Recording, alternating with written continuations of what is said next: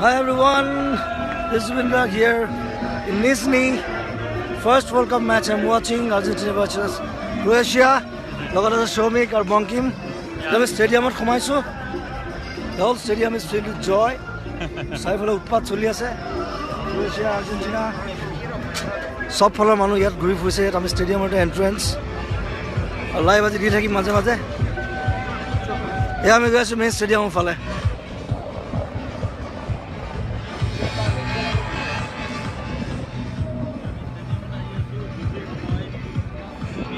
এটা Nizhny main stadium